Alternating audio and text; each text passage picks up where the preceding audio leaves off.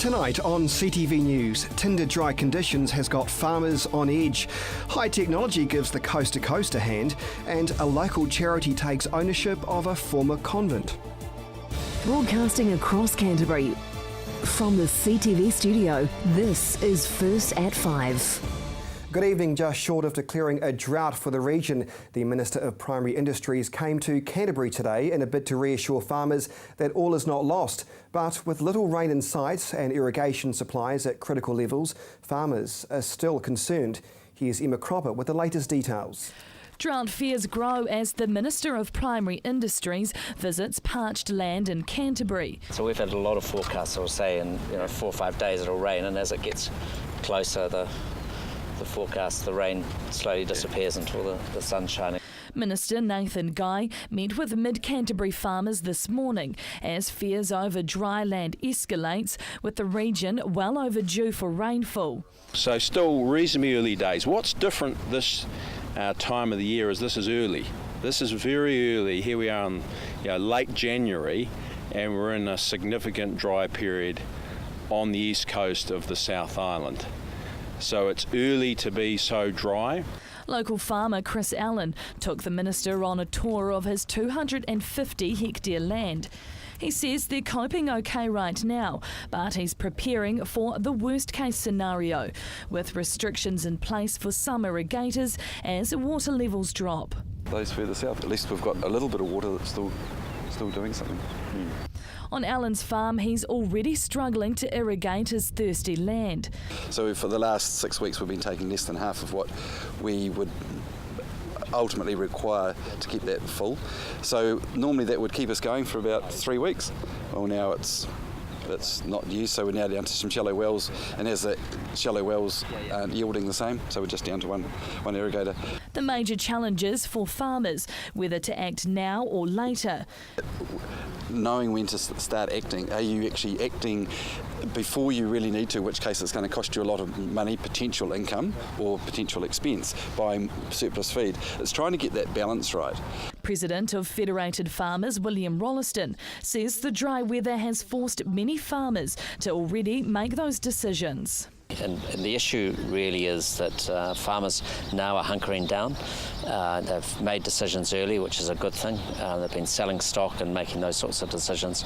But if we don't get any rain in the next couple of months, then things are going to get really tough for winter. And it's the winter period where we really need to get some feed. The government hasn't declared a drought, but is keeping a close eye on the situation. It's really important that the minister comes down, and he comes down early enough to see things that are developing. And as he said, he can get as many briefing papers as he likes in his office, but there's nothing to substitute actually coming down and talking to the people on the ground. Farmers are resilient. They have been through this before, particularly in Canterbury. And of course they've been through snowstorms, they've been through floods, they've been through droughts, they've been through earthquakes. They will get through this. Until their land starts to become greener, these farmers are sticking together to see out Canterbury's unusually dry summer. Emma Cropper, CTV News. And still with the region's worsening dry conditions, farmers on New Zealand's largest irrigation storage scheme are rationing water as ponds are empty.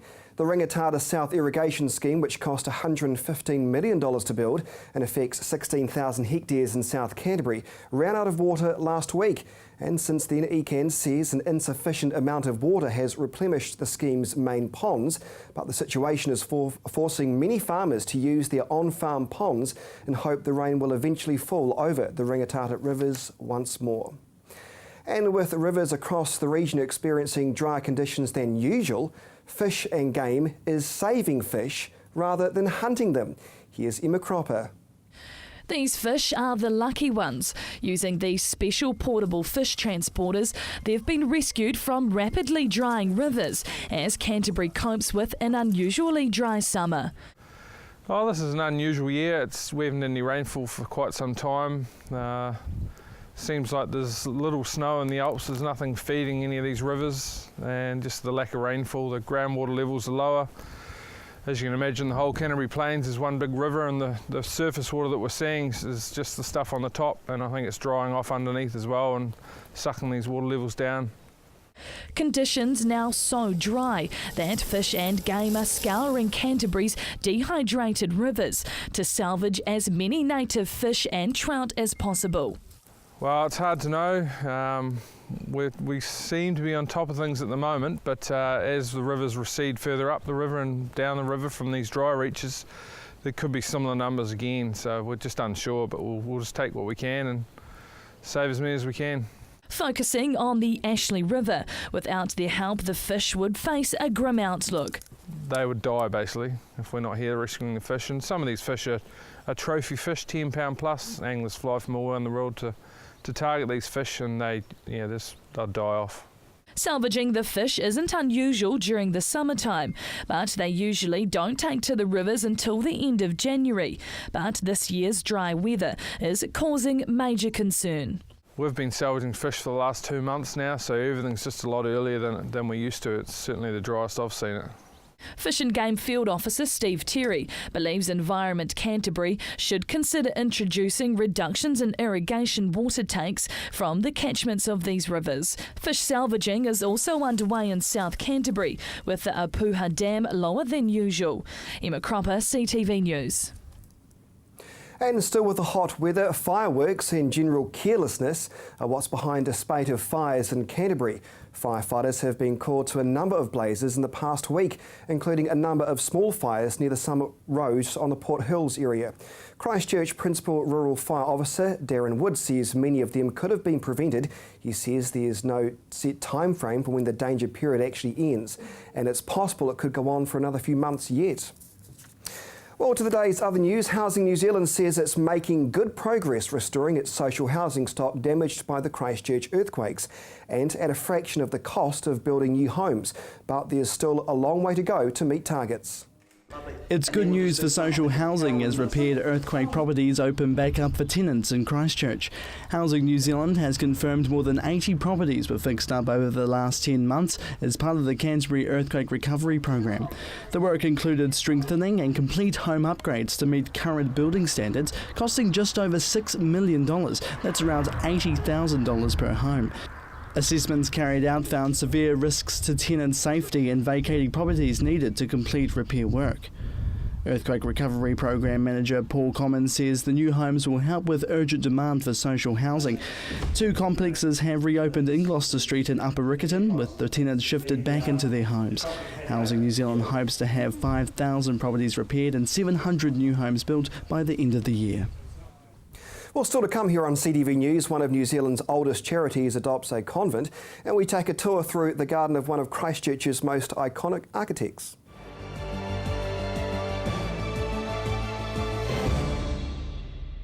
Kids Television is right here on CTV. With an exciting range of kids programming, join in on all the fun, Saturday 7am to 8:30am, right here on CTV. I'm selling my home with Gavin Top of Harvey's because I know he'll get me the best possible price. Gavin even guarantees it. His buyer's price declaration guarantee gives me confidence knowing I'll get the best possible price for my house. I know I can trust him because he listens to what I want to achieve and goes the extra mile to get great results. If you want to get Gavin's highest possible price guarantee like I am, give him a call or take a look at his website and he'll get you sold.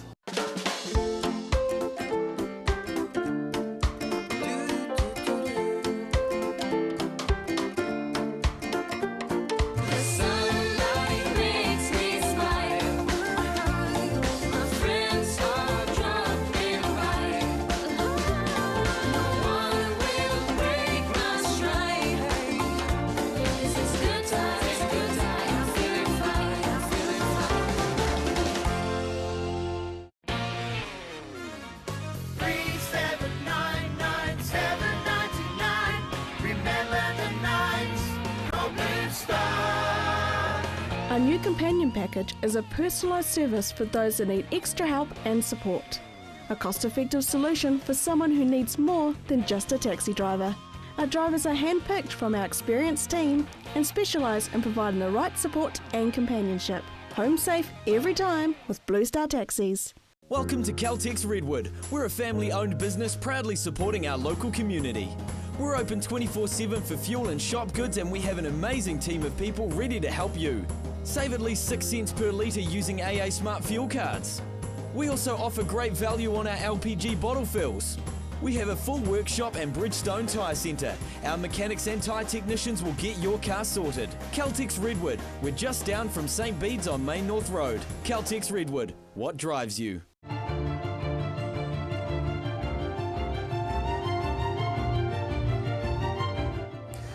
Coming up next week on Lynch, Labour's housing spokesperson Phil Twyford will join me. That's Lynched CTV 8:30 on Monday.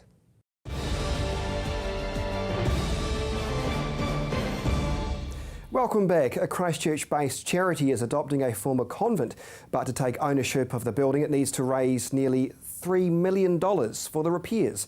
Marcus Gibbs has this. It's badly damaged and fenced off, but this building, formerly owned by the community of the Sacred Name, a Christchurch-based convent, will soon be repaired. A local charity has taken over the building, and now it's time to dust off the cobwebs and reframe the paintings. Yeah, I'm really excited. There's never been a project that I've seen in Christchurch quite like this. Designed by renowned architect Benjamin Mountford, this Grade 1 heritage building was built in parts from 1895 to 1926. Because of the way it was built in separate stages, it's considered the oldest temporary structure still standing in Christchurch. Fundraising will take place over the next 6 months. This project has been a work in progress since the middle of last year. To me, the concept is amazing to have something like this happen in our city. Once the charity has the funds, repairing this building will be another challenge altogether. It's one that we feel is worth it. There's a lot of synergy between with our history and the history of the community, and so we feel that the story needs to be told and shared, and the building needs to be saved. Once the repairs are complete, this convent will become the new home for the head office and counselling services of Home and Family. You know, you've got Kauri wood, you've just got a beautiful, beautiful old building that's effectively going to be restored, so it won't look like much of the tilt slabs we'll have around the city. For 100 years, the convent was fenced off to the outside world, but once it's complete, it will be open to the public to explore. It's a piece of history that's been very well hidden. It's going to be restored to be very similar to how it was originally. It will be a space that will be able to be shared by the public. Not only will they have some access to the chapel, but also we're hoping to have a cafe on site where people can come and enjoy the beautiful garden. Most of the rooms inside the convent will stay mostly the same, and the nuns will continue to use their historic chapel. This room upstairs will be restored to its former glory, a museum of the past. So this room is going to be a museum room where we recreate one of the bedrooms so that any visitors to the building can actually see how the nuns used to live in this building. Despite the lack of electricity and the dark hallways, this former convent is a safe place. And how did they used to live? Quite sparse. The furniture will be sparse, but you get a lovely feel. This is a lovely warm building. There's a sense of being wrapped up in it. So basic, but with a nice warm feel. This long hallway where the nuns used to sleep will also be turned into counselling rooms. In the last 6 months, 78 children and young people aged 4 to 16 years have used the Home and Family counselling services. The counselling, our numbers have increased significantly since the earthquake. We work at any one time with about 50% of our clients being children. So at the moment we've got a huge demand for our services. This important local charity also has roots extending more than 100 years. It was first established as the Society for the Protection of Women and Children in 1898, and 2 years later successfully bid to include the act of incest in the Crimes Act, as well as campaigning to raise the age of consent from 14 to 16. The people who set up our charity did similar work to the sisters, and how great that in 2015 we will be carrying on that work. Once repaired, this former convent will be a legacy to the Christchurch of old. Marcus Gibbs, CTV News. He's one half of an internationally renowned architect firm, Warren & Marnie, but the latest asset in Sir Miles Warren's legacy is his extraordinary Governor's Bay garden. Marcus Gibbs takes a tour through the colourful property. Sir Miles Warren is at home in his garden. The internationally renowned architect and co-founder of design firm Warren Imani considers himself retired these days, but he can still be found working in his Governor's Bay garden. We use the word work, 40 years of pleasure really, pure indulgement. At 85 years of age, Sir Miles is nowhere close to finishing his arts and crafts styled garden that spans more than a hectare of land. With tall trees planted more than 100 years ago, there are hardly any other houses in sight. It's an amazing place, almost as though it's another world altogether, changing every season. That's the great difference between architecture. At least in architecture, if you put a brick down, it stays where it is and it doesn't change colour, it doesn't have a zero. There it is, done. Sir Miles's garden has recently been added to New Zealand's list of gardens of international significance, the mention of which brings a smile to this modest man's face. It acknowledges all the design and work of a whole group of people. Ohenitahi was designed to be different. Sir Miles's English-style garden is filled with native plants and ageing trees. Situated in a wide gully, it runs down to the sea.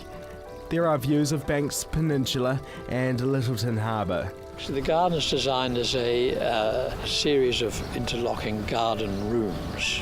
So this lawn we're sitting on is one room. The rose garden behind me is the next, and then there's the walled red garden, the walk running up top, and the herbaceous border leading down to the gazebo down there. The garden has been a family affair. Sir Miles's sister Pauline and her husband John Trengrove helped in the earlier years, along with staff and contractors. We got together to just have the pleasure of making a garden and enjoying it. These days, 2 full-time gardeners keep the place looking beautiful, while Sir Miles pens new designs. This garden is expansive and dotted with commissioned sculptures. His latest has been installed this week. His 1850s homestead is fitting for an architect. It's one of Benjamin Mountford's early designs and was briefly owned by Sergeant Morehouse before Christchurch's first botanist moved in, planting the first of the trees that now line the property. Those oaks and there's a variety of oaks and araucarias and a great variety of trees were planted by pots. When Sir Miles first started planting, he saw fit to continue the botanist's work. If you spend all your life having to be act as a professional architect, it was great fun to be an amateur in an allied art. The earthquake saw stone from the house come tumbling down. The house has now since been repaired, and their stone has been put to use in the garden, building this amphitheatre. An architect with 140 tons of beautiful squared stone, it's a compulsion to build. The leftover stone will also be used in the garden as Sir Miles continues to expand. This section, he tells me, is still a work in progress. His garden also houses a museum featuring designs from his career like the Christchurch Town Hall, the Crown Plaza and the Central Library. A model of the Town Hall sits in the middle, a jewel in the crown of his architecture career that saw him win a number of awards as well as a knighthood. Hopefully, please God, may the Town Hall be restored. The earthquake saw a large number of Warren Imani's buildings crumble. Warren Imani designed just over, it was 21 office buildings in Christchurch. Present count, I think there are only 5 still standing. And while the future of the Town Hall continues to be debated, Sir Miles will spend his days continuing to design his ever-expanding garden, enjoying life in paradise. Marcus Gibbs, CTV News. Very nice. Well, next month, spectators will be able to follow competitors in the coast-to-coast endurance race thanks to the aid of brand new satellite tracking technology. Competitors in next month's coast-to-coast endurance event can now be tracked in real time thanks to GPS technology that allows spectators to see exactly where they are throughout the race. The new satellite technology will be attached to the top 15 men and top 10 women competitors, and other competitors will also be able to rent the units. An Android and iPhone app will be available for spectators to follow the competitors. It will also include a live event feed as well as course maps videos, entry lists, live timing, social media feeds, sponsors' messages, news and updates. Race organisers say the event will give spectators and supporters much more information about how competitors are going and how the race is unfolding, while also showcasing the scenic course which traverses the South Island. The technology will also be used for ongoing radio commentary throughout the race, and a feed to a large video screen at the event's finish line at New Brighton Beach will also be showcased. Yes, can't wait to compete in that. Well, still to come, the Teddy Bears picnic comes out to play in Rolleston and your region's weather.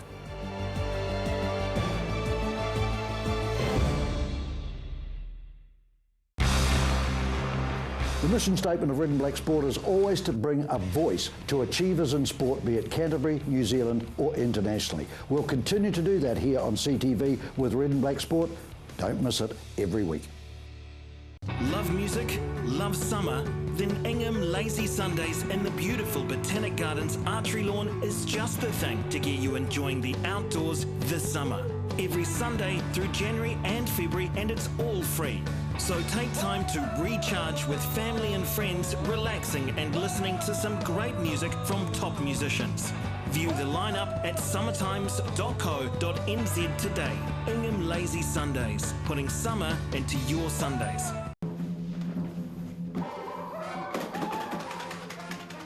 Avoid the monkeys when it comes to relocating.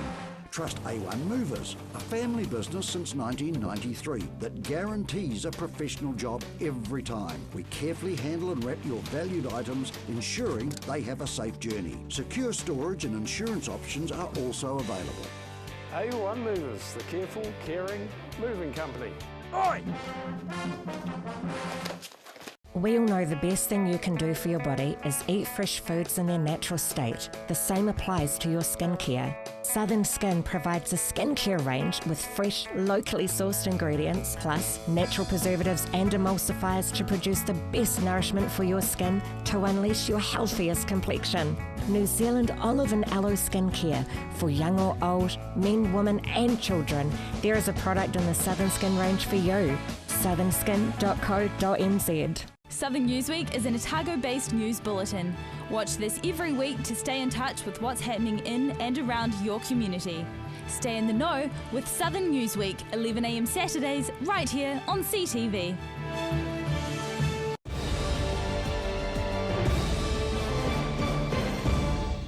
Welcome back. Your region's weather outlook just moments away, but just a quick reminder, CTV News is available on demand. You can always head to our website at ctv.co.nz, and our newsroom always welcomes your news tips and your feedback, so feel free to flick them an email. The email address is news@ctv.co.nz. Well, this week's warm weather turned out more than just sunshine. Hundreds of locals turned out to Rolleston's annual Teddy Bears picnic. Partying in true preschooler fashion, these tiny tots all arrived with their favourite soft toys in hand. Are we ready for the segways together? As the long summer holidays begin to drag out, I actually had a little bit of a boring holiday. Hundreds gathered for Selwyn District's annual Teddy Bears picnic. Yeah, so it's run for 3 years now? Yeah, and it's just gotten bigger every year. Yeah, it's really cool. Bouncy castles, inflatable playgrounds, Lego and a clown were on hand to entertain the children. Oh, look at that! A little lion! What are you enjoying here today? What's been the funnest part? The face painting. The day meant quality family time with the younger ones. It was quite fun with my little sister because when we got here and she wasn't here yet, she was dragging me around the obstacle course and stuff. It was quite funny. But while the kids were having a ball, the parents relaxed as they watched from the sidelines. It's something to do, something to get out of the house and catch up with other people. Selwyn District Mayor Calvin Coe believes these events are a reflection of the changing population in the area. You look at the demographics of our town, you can see there's a lot of young families, so providing these kind of activities for young families, it's all part of township, building up township and community and that. It's great. And the verdict's in on how the children enjoyed their day. Entertainment for the children? Yeah, it's really good. My daughter's going nuts. Good. Yeah? I mean, fantastic. Oh, the fact that the kids can just run around with all the other kids. Today's the day the teddy bears have their picnic. Emma Cropper, CTV News. Very nice. Well, now time for your region's weather. First in Timaru, Temuka and Geraldine, they hit a high of 19 degrees. Methven and Ashburton had a sunny and warm day with 19 degrees. Rakaia 19. Darfield, Leeston and Rolleston, a hot summer day for you with a high of 20. Looking now at Lincoln, 20 degrees. Christchurch, a beautiful day for you with a high of 21 degrees.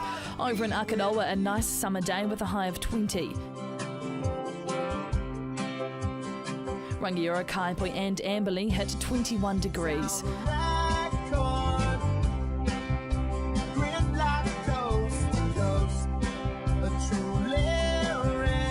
Culverden, Hanmer Springs and Cheviot took out the region's high, hitting 23.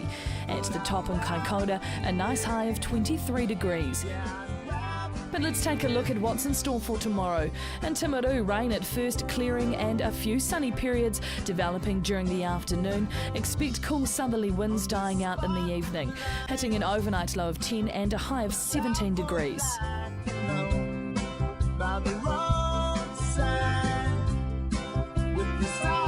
In Ashburton, some rain at first but clearing slowly during the day with a cool southerly breeze. Tonight's low 10 degrees, tomorrow's high 16.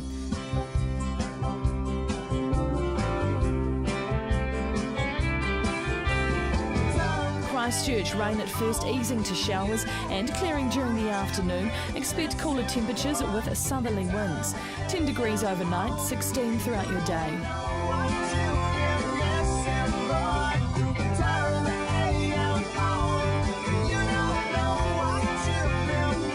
At the top in Kaikoura, cloudy and cool with morning rain slowly clearing during the afternoon. 10 degrees overnight, 16 degrees throughout your day.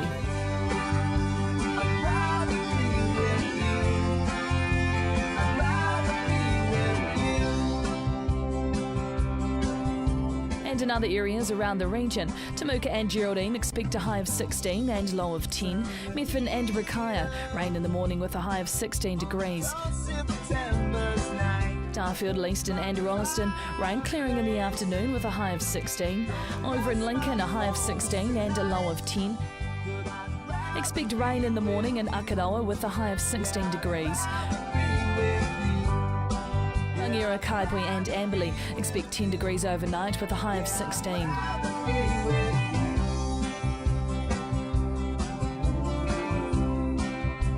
Culverden, Hanmer Springs and Cheviot, 10 degrees overnight with a high of 16 degrees. And looking ahead for Canterbury, mostly fine and sunny from Thursday through to next Tuesday, with patches of high clouds developing at times. Temperatures will become warmer, as well as moderate northerly winds prevailing, maybe breezy in the afternoon. And that's all for your region's weather this Tuesday. Good song in the background there, that's the Dukes, local Christchurch band. And that is CTV News for Tuesday. You have a great evening.